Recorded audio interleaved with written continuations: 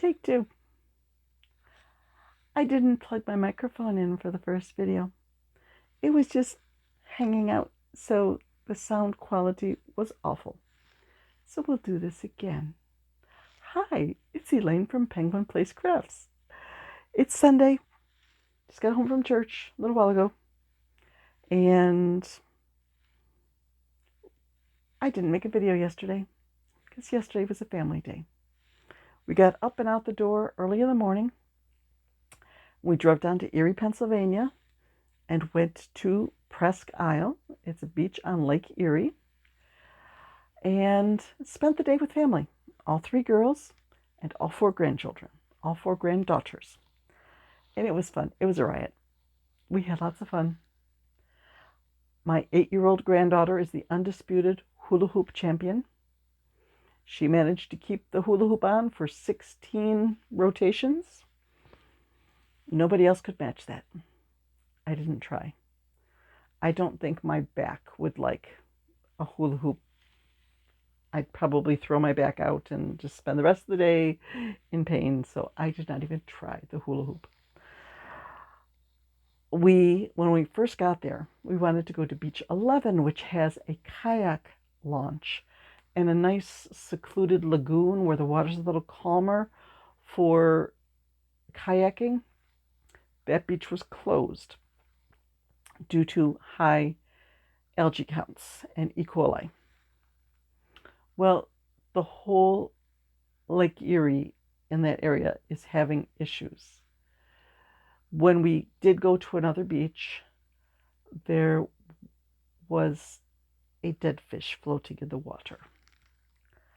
And by the end of the day, there were a lot of fish floating in the water. But there was a funny story from that. Our youngest daughter brought her inflatable kayak, and she promised the 4 nieces that she would take each of them for a ride in the kayak. And they were trying to figure out who goes first, who goes first. Oh, take me first, take me first. Okay. Figured they'd go from youngest to oldest. Well, it turned out the youngest didn't want to go first. But then her cousin went, and then her sister went, and then she decided she'd go too. And then it came time for the oldest to go. Well, the kayak had been losing a little bit of water. It wasn't as easy to maneuver in the water. They're paddling along, and there's a fish floating. And Bethany is just trying to paddle away from the fish that's floating. She said she saw it wiggle a little bit. She didn't think it was dead, but it was a fish floating right there. She doesn't think she hit it with the paddle, but the kayak got pretty close to the fish, and the fish got its second wind, and it starts flapping its tail right next to the kayak, and it's like spraying water up at them in the kayak, and they were just screaming like the fish was attacking them, even though the fish was just splashing them. It was hilarious to watch. I hope that situations do balance out in the lake, because it's rather distressing to see all these fish just floating. There was another situation where a bunch of girls, not from our family, were playing at the edge of the water, and one of the fish washed ashore, and oh, did they scream. They all screamed and ran away. And it's like, yeah, unfortunately this happens. Okay, away from beaches and fish and all that. 2 projects. Instead of the dog days of August, we have the dinosaur days of August. This is going back out with me. I did start my 3rd dinosaur from that skein of Burnett Blanket Crystal Ocean. And this is how far I got. And that's how much yarn is left. So I do have another skein that I'm going to break into. So I got like 2.5 dinosaurs out of one skein of yarn. So I think I got my money's worth for a $5.99. Whoops. And the brontosaurus just did a nosedive off the little table I had him on. That pattern is from a Temu kit. So originally made with a 2.5 millimeter hook and skinny yarn. It was only about 5 or 6 inches long. This guy's probably going to be more like 18 inches long.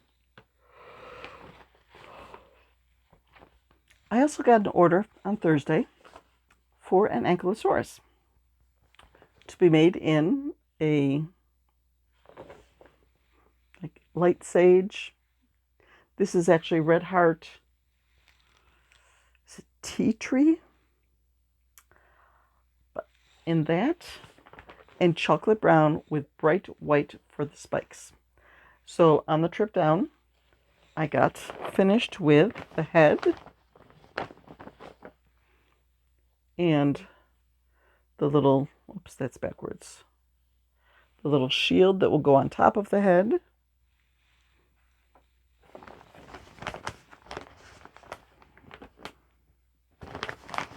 One, two, three, four. 4 little feet. Yes, they do all have the bubbles. This is one point where I go rogue in the pattern. The pattern calls for 4 toes. I think the 3 toes looks more balanced, so I only do 3 bubbles. And another rogue, in her pattern, she closes up the head completely, but when you get down to 18 stitches, you're doing back loop only, and then you're supposed to sew it to the body using those back loops that are exposed. I just stop at 18 and sew it on with both loops of the last row. I'm a rebel. What can I say? There is the tail. Sew on the back of the body. Oh, I also go rogue with the body. You start with a long chain in the center, and you're working around it. And for the first 3 sets of increases, 3 or 4. 1, 2, 3, 4. Okay. You're just doing your increases at the ends. Like the first time around, you're doing 3 increases. Then you're doing 3 increases, but they've got a single crochet between them. And then you're doing 3 increases, but you got 2 single crochets between them. And then you get into the single crochet 5 increase around and around. Okay. But then when you get to the end of your increases and you do 5 or 6, 7 rows just straight, then you're going back to the same decreasing. Well, she's got you going single crochet 7 decrease, single crochet 6, all the way down to where you've just got a little round circle of 6 that you cinch and you finish off. Well, once I get down single crochet 5 decrease, then for the next 3 sets of decreases, I do them at the ends like I did for the increases. And that leaves me with a long slit here instead of a little round circle, so I can just sew that up. So I use the bottom starting point as the bottom, because that shows, if you look at the bottom of the dinosaur, and this part is covered with the top shield, so it still looks pretty good when you sew up that seam, but that's hidden. If I'm playing yarn chicken and I'm losing, I can do the last 5 or 6 rows of decreases in a different color because they're hidden under the shield. I've been there. I've done that. The shield I did not work on until I got home, because the shield is 2 different patterns of bobble rows. And you've got the bobble row 1, and then you work back even, and then the bobble row 2, and then you work back in all one color. But I finished that last night. It is still attached. I still have my yarn attached here because I am going to do a round of half double crochets around the outer edges of this. Oops, you're seeing the back side. Let's show you the front that you're supposed to see. Just to make the edges look cleaner and to give it a little more oomph, because this brown yarn is just a hair toucher. I can talk. Just a hair thinner than the green. Like maybe this one is 7 wraps and this one is 9 wraps, something like that. I didn't check it. Just I can feel that it's a little thinner with the finished. Another thing that I've gone rogue on. They used to tell you when you go to do your bobbles, like if you've got single crochet bobble, do your single crochet, don't finish it off, pull the bobble color through to change color. Finish off the single crochet before, do your bobble stitch in the bobble color, and then finish your bobble stitch in the body color again. Because when you do the next row over your bobble, you're not going to be using the bobble color again. You're going to be using the body color. So it just ends up when your bobbles, the bobble itself is the only thing you do in white. You pull through the last stitch of your bobble with, in this case, brown.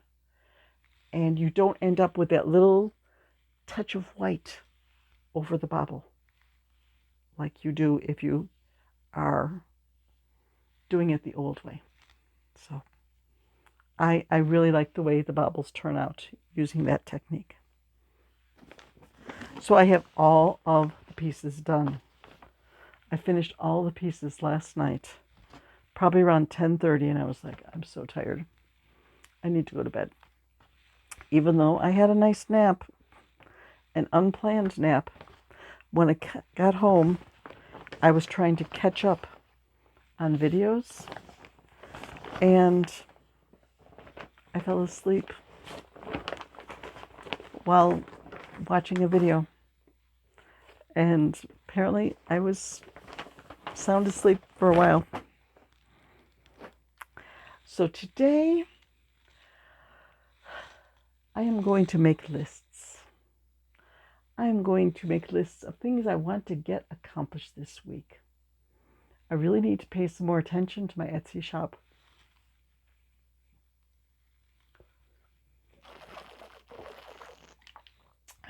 My poor, neglected Etsy shop.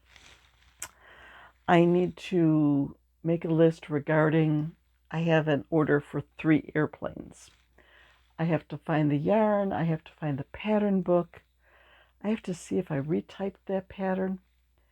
It was from the book 20 Tiny Toys to Crochet. And there were parts of the pattern that I didn't care for. Like, for one thing, you were supposed to make these 6 little round circles to sew onto the side of the plane for the windows. But the plane is pretty small, like the plane's body is only about this big, and you're putting these 12 single crochets and a magic ring on there. The windows were taking up the entire body of the plane. That's too big for airplane windows. So I had switched from their windows to just bobble stitches that, like, okay, in this row, you're going to do a bobble stitch. Let's see if it was 24 around, like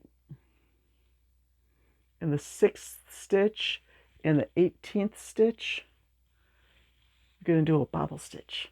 And then 2 rows later, bobble stitch in those same stitches. So you'd end up with these little windows on the sides of the plane. So I don't know if I wrote notes into my book or if I retyped it with changes. So that's probably not the only thing I changed. So I need to work on that. And just make up a meal plan for the week. Make up an errand plan. Just try to get all that stuff done that's been pushed aside due to Street Fest. Street Fest is over. Now it's time to catch up. Okay. I'm going to go make dinner. Work on projects. Probably take a nap. And make lists. I pulled this pattern back out again. You remember I made the hot pink duck? He needs some friends. So I think I'm going to make maybe a lighter pink, maybe a yellow, maybe a green, maybe a blue. We'll see what yarn I have up on my chair. So I got plenty on my list today. Hopefully when I see you tomorrow, I will have some finished stuff to show you. So, bye-bye.